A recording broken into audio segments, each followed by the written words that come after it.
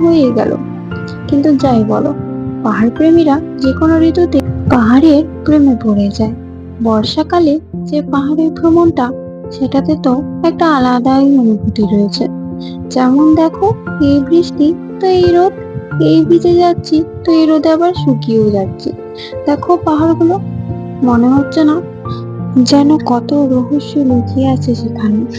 দেখতে দেখতে চলে এলাম এই আরেকটি স্পটটির নাম কপড়কচা লেক।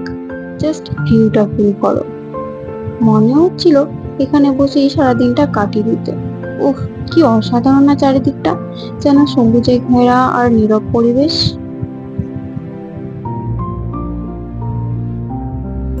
তারপর চলে যাচ্ছি আরো একটি স্পটের উদ্দেশ্যে।